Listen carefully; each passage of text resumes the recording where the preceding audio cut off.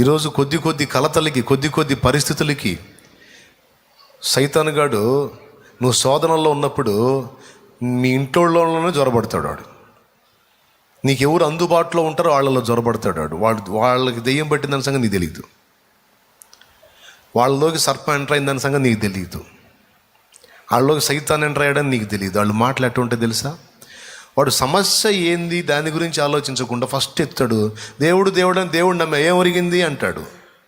ఈ సమస్య ఎత్తకుండా దేవుడి దగ్గరికి పోయాడంటే వాడు ఎవరు? మనోడు కాదు. మనోడైతే సమస్య సంగతి ఏందని ఆలోచిస్తాడు.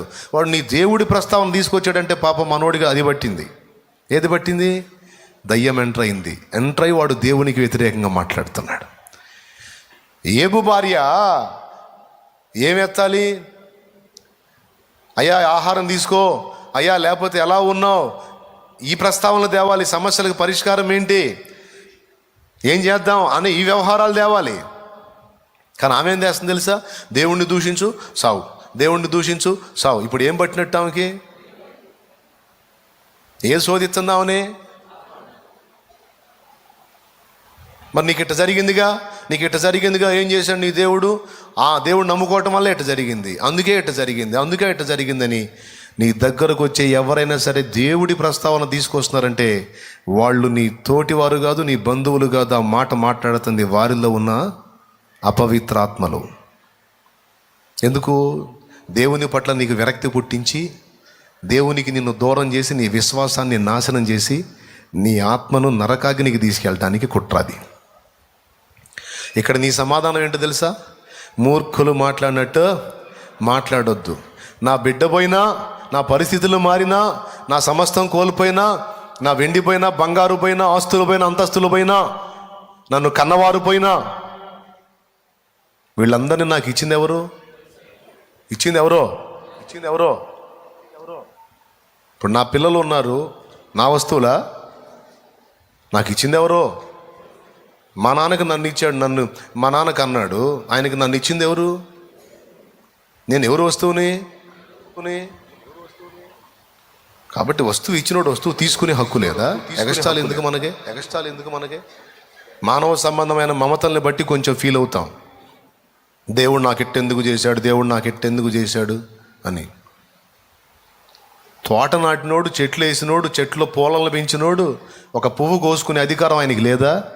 నాకు ఎట్టెందుకు చేశాడు, చిరాకు పుట్టించాడు, నిన్ను కూడా తీసి అవతల పడేస్తాడు. స్తోత్రం. అర్థమైందా? నేను చెట్టుని, నాకు పూలు పూసినాయి, పూలు ఎందుకు కోసాడు అంటే అసలు చెట్టునే తీసి అవతల పెడతాడు. అప్పో పక్కకు గొడవ అయిపోయింది ఇదే. ఎంతమందికి అర్థమైంది? కాబట్టి ఇక్కడ డైలాగ్ ఎప్పుడైనా ఏది ఉన్నా పోయినా డైలాగ్ ఏంటి? ఇచ్చినోడు ఆయనే, తీసుకున్నోడు ఆయనే. ఏం మాట అండి అది? వస్తువులు ఆయనయే, ఉద్యోగం ఇచ్చింది ఆయనే, పోయింది, తీసేశాడు. ఇచ్చినోడు ఆయనే, తీసేసాడు అంటే అర్థం ఏంటి? అక్కడే ఉంటే నేను ఇంకా ఆడనే ఉంటాను, అక్కడ నుంచి తీసేసాడంటే 10 మందికి ఉద్యోగాలు పోయే స్టేటస్కి వెళ్ళిపోబోతున్నాను, మొత్తానికి ఏదో కార్యం చేయబోతున్నాడు. స్తోత్రం, హల్లెలూయా. మరి నేను అక్కడే ఉంటే అక్కడే ఉండిపోతాను, నన్ను అక్కడి నుంచి పక్కకు తీస్తే ఇంకో పొజిషన్కి వెళ్ళిపోతానేమో. ఏమో ఆయన ప్లాన్ ఆయనకి ఉంటుంది కదా.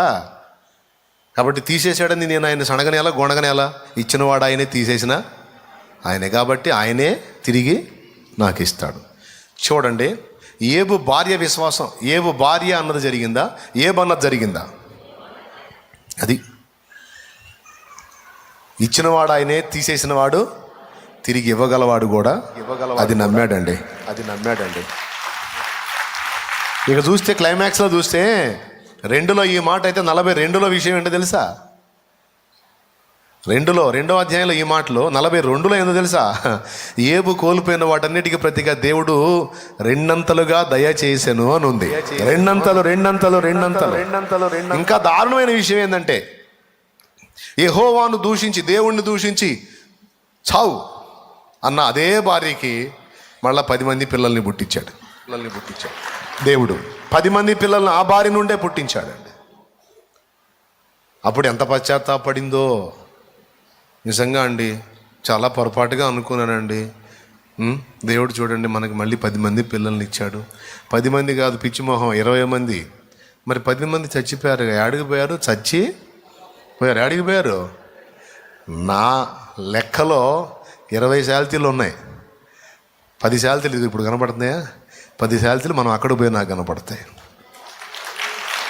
ఇంకా చెప్పాలంటే ఇది ఒక డిఫరెంట్ అనమాట. ఏ అనుభవం స్పెషల్.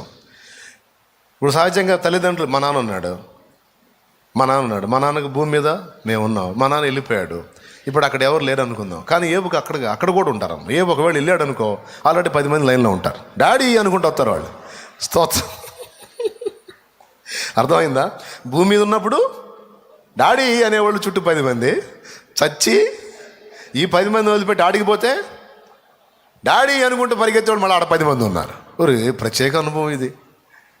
దేవునికి స్తోత్రం కలుగునుగా. పరిస్థితులని పాజిటివ్గా చూసినా నెగిటివ్గా చూసినా మన దృష్టేనండి. సైతాన్ గాడు తీసుకొచ్చి ఏమంటాడు తెలుసా? నెగిటివ్గా చూడు అంటాడు. అది కృంగదీసి విశ్వాస భ్రష్టులు చేసిద్ది. దేవుడు అంటాడు, నో డోంట్ టెన్షన్, పాజిటివ్గా చూడు, అందులో కూడా నీకు అర్థమయ్యే బోధపడేటువంటి రహస్యాలు ఉన్నాయి అంటాడు ఆయన. అర్థమైందా? ఎదురు కూర్చొని ఒకటి థమ్స్అప్, 2 థమ్స్అప్ సీసాలు తెచ్చుకొని తాగుతున్నారు. థమ్స్అప్ అంటే వాళ్ళకి స్తోమత లేదు. ఎన్నో రోజులు థమ్స్అప్ తాగాలనుకున్న రోజు వచ్చినాయి. థమ్స్అప్ ఎంత అంటే నీకు ఇప్పుడు ఎంత అని ఉంటుందిలే, లేనోడికి అదే పెద్ద. ఒకడన్నట ఇద్దరు సగం తాగారు. ఏందోరా జీవితం, అప్పుడే సగం అయిపోయింది థమ్స్అప్ అన్నాడంట. వెంటనే ఇంకోడన్నా అంట ఇంకా సగం ఉంది కదరా అన్నాడంట. అయిపోయింది సగం అని ఒకటి నీ టూర్పు విడిస్తే ఇంకా సగం ఉంది కదరా అని ఒకడు ఆనందపడ్డాడట. అట్లాగే నువ్వు అయిపోయింది చూసుకొని ఏడుస్తావా, లేకపోతే ఉన్నదాన్ని దృష్టిలో పెట్టుకొని ఆనందిస్తావా అనేది నిర్ణయం నీదే. ఏమంటారు? కిటికీలోంచి బయట చూస్తే ఒకడు, ఏం దేవుడేరా,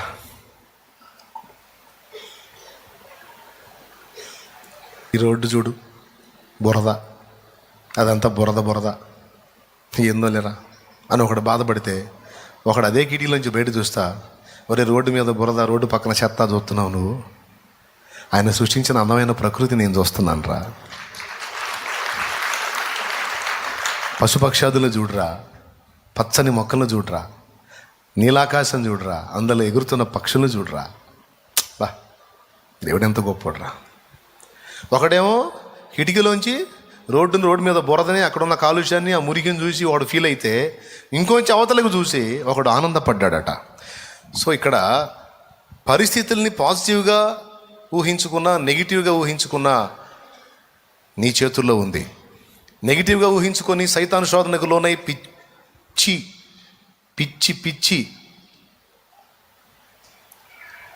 పెంచుకుంటావో, లేకపోతే దేవుణ్ణి బట్టి విశ్వాసమును బట్టి పాజిటివ్గా ఆలోచించి పిచ్చి వదిలిస్తావో నీ చేతుల్లోనే ఉంది. ఏమంటావు? ఇప్పుడు ఏమనాలి? జలములలో బడినే వెళ్ళిన అవి నా మీద పారవు, జలములలో బడినే వెళ్ళిన అవి నా మీద పారవు, అగ్నిలో నేను నడచినను జ్వాలలు నన్ను కాల్చజాలవు, అగ్నిలో నేను నడచినను జ్వాలలు నన్ను కాల్చజాలవు. హల్లెలూయా హల్లెలూయా హల్లెలూయా ఆమేన్ ఆమేన్ హల్లెలూయా హల్లెలూయా హల్లెలూయా ఆమేన్. దేవునికి మహిమ. 3 విషయాలు చెప్పాను. సహనం కోల్పోకూడదు, 2 ఓర్పు కోల్పోకూడదు, 3 విశ్వాసము కోల్పోకూడదు. విశ్వాసం కోల్పోయిన వాడికి లైఫ్ పోయినట్టే. ఇక్కడ లైఫ్ కాదు, అక్కడ టోటల్ లైఫ్ అంతా క్లోజ్. చెప్పాలి ఏమన్నా తెలుసా? నన్నైనా, నా పిల్లలనైనా, నాశనం చేసేవాడు ఎవ్వడు లేడు. ఒకవేళ ఈ భూమి మీద నుంచి తీస్తారేమో, ఈ భూమి మీద నుంచి తీస్తారేమో, కానీ వారి ఆత్మలు నిత్యత్వంలో నా తండ్రి సన్నిధిలో, నా తండ్రి పాదాల చెంత మొత్తం అందరూ భద్రంగా ఉంటారు. ఎవరు లేకుండా చేసేది? నన్ను లేకుండా చేసేవాడెవడు? నా సంతతిని లేకుండా చేసేవాడెవడు?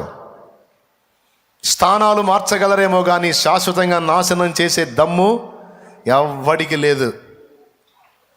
Praise the lord. కాకపోతే కొద్దిగా ఎడబాటు, తప్పకుండా పోయి కలుసుకుంటాం. శరీరాలను నశింపజేస్తారేమో, ఆత్మలను నాశనం చేయలేరా? ఆత్మలకు మళ్ళా మహిమ శరీరాలు ఇచ్చి నిలబెడతాడు నా తండ్రి.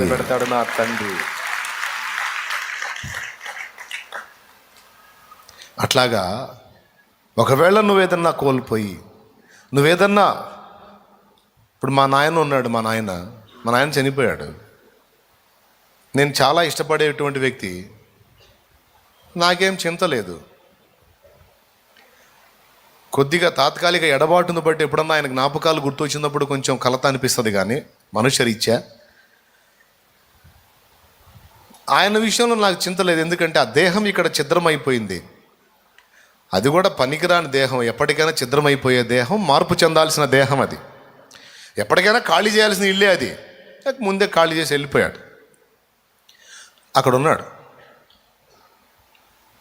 ఈ దేహాన్ని నా తండ్రికి ఇచ్చిన దేవుడు మహిమ దేహాన్ని కూడా ఆయనకి ఇచ్చి మళ్ళా నా ముందు నిలబెట్టగలుగుతాడు. మట్టి దేహాన్ని మా సోదరికి ఇచ్చిన దేవుడు ఆ ఆత్మకి మహిమ దేహాన్ని కూడా ఇచ్చి మళ్ళా నా ముందు నిలబెట్టగలుగుతాడు. ఇంకా చెప్పాలంటే మనం కోల్పోయిన వారిని గురించి మనం ఎంతో బాధపడి వేదన పడతాం కదా, వాళ్ళతో యుగయుగాలు ఇక మనం విడిపోని అనుబంధం కలిగి ఎల్లప్పుడూ అక్కడ ఉండటానికి శాశ్వత ప్రణాళిక రచించబడింది. శాశ్వత ప్రణాళిక. తగేడిసావుగా, మా అన్నయ్య నేను మొత్తుకున్నావుగా, ఇదిగో ఇంక తినమ్మా, ఇంక తిను, మెన్నాయన తిను. మా నాన్నని మొత్తుకున్నావుగా, అదిగో ఇంక తిను. మీ నాన్నకి ఇంకా చావు లేదు, నీకు చావు లేదు, మీ నాన్నకి చావు లేదు, ఇక బతకండి పండి అంటాడు. నా కొడుకు నా కూతురు, నా కొడుకు నా కూతురు అని గుండెలు బాదుకున్నావుగా, ఇదిగో నీ కొడుకు నీ కూతురు భద్రంగా ఉన్నారు, తిను. ఇట్ట అనుకోలేదే ఏసయ్యా. అమ్మో, అసలు ఇట్ట అర్థమైతే ఇంక అట్టెందుకు ఏడుతా, అసలు నేను అనుకోలా, ఇంకా కనపడరేమో అనుకున్నాను, నాకు తెలుసులే, అందుకే నేను కూడా నీ మీద కోపడలా. ఇంక తిను.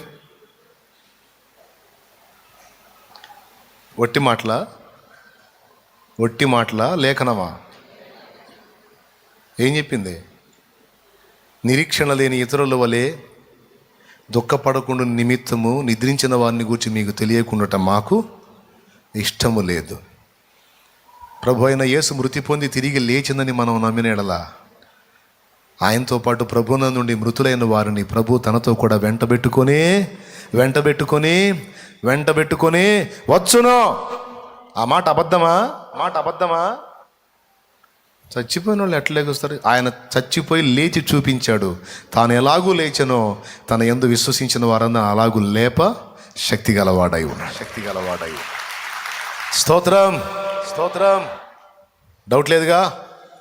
కాబట్టి ఇప్పుడు మన డైలాగ్ ఎట్లా ఉండాలి? సమస్తము ఉన్నా కోల్పోయినా ఏ బన్న బలికినట్టు బలకాలేమని యెహోవా ఇచ్చెనో. ఇంక వేరే ఆప్షన్ లేదు. మరి పలకాల్సింది అదే.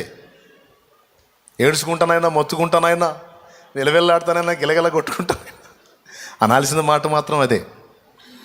అయితే బాధపడాలని అవసరం లేదు. తప్పకుండా రెండంతలుగా తిరిగి ఒకంత కాదు పొందాడా లేదా?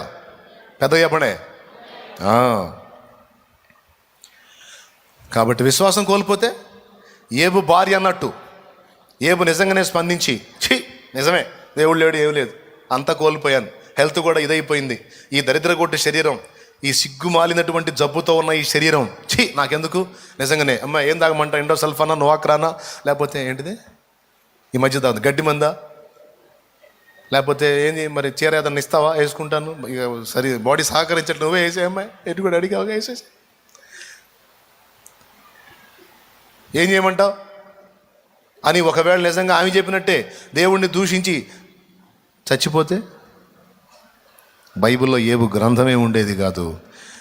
ఇన్ని వేల సంవత్సరాలుగా ఏబు అనే ఒకటి జీవితం అనేకులకు ఆదర్శప్రాయం అయ్యేది కాదు. అంతేకాదు ఏబు రెండంతల దీవెనని కోల్పోయేవాడు. పక్కన మనుషులు ఇచ్చిన టెంప్టేషన్కి లొంగిపోతే. కాబట్టి ఇప్పుడు ఏం చేస్తా? ఏబు భార్యలా స్పందిస్తావా, ఏబులా స్పందిస్తావా? నువ్వైనా నేనైనా పరిస్థితులు ఏవైనా తప్పదు. చెప్పండి. జలములలో నేను వెళ్ళిన అవి నా మీద, అగ్నిలో నేను జ్వాలలు నన్నైనా నా కుటుంబాన్నైనా నా జీవితాన్నైనా ఉంచినా లేకుండా చేసిన ఒక దేవుడికే సాధ్యం కానీ ఇంకెవరికే సాధ్యంగా నన్ను ఎవడు నాశనం. అది ఇంకేం కావాలి? గొప్ప ధైర్యం. కాబట్టి మన మీద తృణీకారాలు వచ్చినప్పుడు సహనాన్ని కోల్పోకూడదు. జనులు మనల్ని విసిగించినప్పుడు సహనాన్ని కోల్పోకూడదు. సహనాన్ని కోల్పోతే దేవుడిచ్చే పదవి కోల్పోతాం. రెండవది, దేవుని వాగ్దానాలు మనం పొందినట్లు, దేవుని కార్యాలు మనం చూచున్నట్లు, దేవుడు మనల్ని మెచ్చుకొనున్నట్లు మనది ఏది అభివృద్ధి కావాలి? ఓర్పు.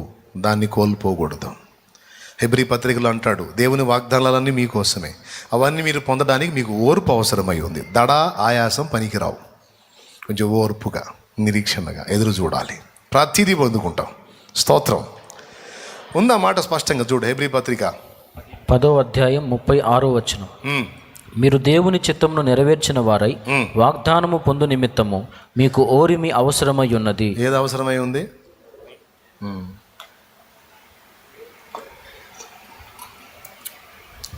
ఈ కోట నుంచి విడుదల పొందడానికి కూడా మీకేం అవసరమై ఉంది? ఈ వాక్య ముగింపుకు కూడా మీకేం అవసరమై ఉంది చెప్పండి?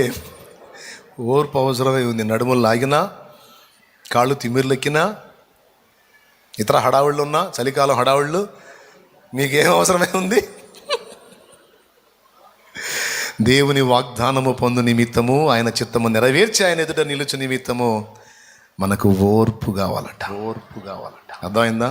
ఓపికతో నీ సన్నిధిలో దీనుడనై కాచుకొనేదని కృపయన్నడు. యేసయ్యా నీ కృపా నన్ను అమరత్వానికే అర్హునిగా మార్చెను. యేసయ్యా నీ కృపా అర్హునిగా మార్చెను. యేసయ్యా నీ కృపా, యేసయ్యా నీ కృపా. అది ఈ దరిద్ర లోకం వదిలిపెట్టి ఎప్పుడు పోతానమ్మా ఆయన దగ్గరికి? కొంచెం ఓర్చుకో, కొద్దిగా ఓపిక బట్టి వస్తున్నాడు. దేవునికి స్తోత్రం. ఆయన రావటం అన్నా జరిగిద్ది, లేకపోతే ఇక వచ్చిందా కూడా ఆగేటట్లేగా సరే వచ్చేయనడం అని జరిగిద్ది. అప్పటిదాకా ఆగు. ఇప్పుడే సత్తా అనవాకు. తాడో నుయ్యో గొయ్యో చూసుకోవాకు. కొద్దిగా ఓపిక పట్టు. నా దగ్గరికి వచ్చే వాళ్ళకి నేను అదే చెబుతాను, నేను చచ్చిపోతానంటే తప్పకుండా చదువు కానీ కొద్దిగా ఆగంట. తప్పకుండా చదువు కానీ, ఇక్కడ ఉండేవాడు ఎవడు లేడులే, నువ్వు చదువు కానీ, తప్పకుండా చదువు కానీ కొద్దిగా ఆయన తీసుకున్నదా కాదు. ఒక టైం వచ్చింది, అప్పుడు బతుకుతానా బతకనేడు తీసి అవతల పడేస్తాడు. కొద్దిగా ఆ తపన కూడా తీరిద్దా కొద్దిగా. స్తోత్రం. హల్లెలూయా. మరి కడుపులో మండి ఎంతగా చెబుతామండి, చెప్పి ప్రాణం పోతుంటే. అందుకని సత్తా అనే మాట నా దగ్గరికి వచ్చి అంటే మాత్రం ఖచ్చితంగా చదువుగా నాగంట. బతిలాడి ఇసుగు పడుతున్నారు, మొత్తం కలిసి నన్నుగా ఇచ్చేటట్టున్నారు. దేవునికి స్తోత్రం. అంత ఘాటుకు చెబితే కానీ అదేందన్నా అంట. మరొక రోజు వచ్చిద్దమ్మా, అప్పుడు బతుకుతా అన్న కూడా బతకనీడు. ముఖ్యమైన 3 సంగతులు చెప్పాను. నెంబర్ 1, సహనాన్ని కోల్పోవద్దు. కోల్పోతే మోషే కోల్పోయినట్టు దేవుడిచ్చినటువంటి పనిని కోల్పోవాల్సి వస్తుంది. నెంబర్ 2, ఓర్పును కోల్పోవద్దు. ఓర్పును కోల్పోతే దేవుని వాగ్దానాలను లాస్ అవుతాం. ఓర్చుకున్నాడు ఏబు నిరీక్షణతో, ఓపికతో కాచుకున్నాడు. దేవునితోనే వాదనాడాడు. నువ్వు నాకు అన్యాయం చేసావు తగాదేసుకున్నాడు. కానీ బయట వాళ్ళకి ఎవడికి సంధిలా, బయట వాళ్ళకి సంధిలా. దేవుడు ఇవ్వడు, ఆయన భక్తుడు కూడా ఇవ్వడు.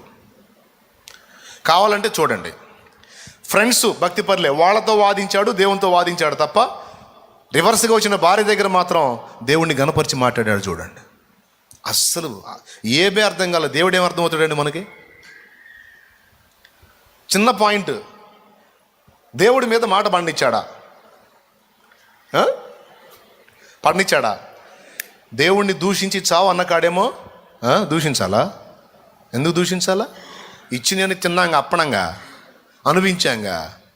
మరి అప్పడం లేదేందమ్మా తిట్టమని? దేవుడికి స్తోత్రం, మనకి అది ఇచ్చాడు, మన ఇట్లిచ్చావుగా, ఇప్పుడే పనులు రాదు పో మూర్ఖురాలా. అక్కడ సంధిలా. అవునా? దేవునికి రివర్స్గా వచ్చిన వ్యక్తుల దగ్గరేమో దేవుడిని పట్టిలా. నా దేవుడు గొప్ప అన్నాడు, ఆయన ఇచ్చాడు, ఆయన తీసుకున్నాడు, వస్తువులు ఆయన, నేను కూడా ఆయన వాడిని, ఆయన చిత్తం అయితే తీసుకుంటాడు. ఇచ్చినాడు, ఏంది హక్కు ఆయనకి, నాదేముంది? అవసరమైతే ఆయన నచ్చితే 2 అంతలు ఇస్తాడు, నోరు మూసుకొని బా. సంధిలా. కానీ దేవుని పక్షంగా వాదించే వాళ్ళు వచ్చారు ఫ్రెండ్స్, 4 ఫ్రెండ్స్ వచ్చారు దేవుని పక్షంగా వాదించడానికి. వాళ్ళతో మాత్రం తగాదేసుకున్నాడు.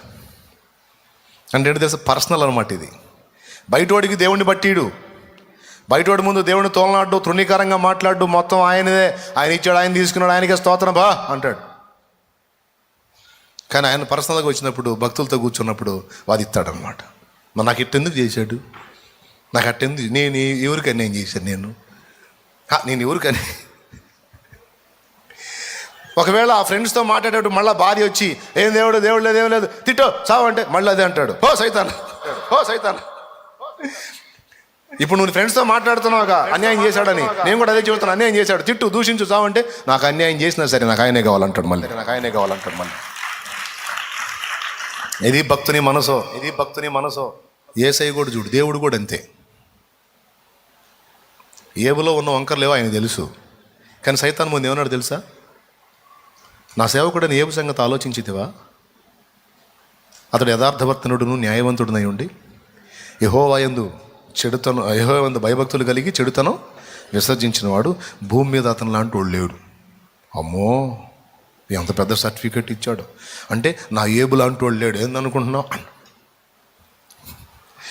వీళ్ళ వ్యవహారం ఎట్టనో చూడు. ఆయనేమో ఈయన మీద మాట పడినాడు, భక్తుడేమో ఆయన మీద మాట పడినాడు. ఇదండి భక్తి రహస్యం. దేవునికి భక్తునికి మధ్య ఉండే అద్భుతమైన అనుబంధం ఇది. దేవునికి మహిమ, హల్లెలూయా. అట్లా ఉండాలి మన పట్టు.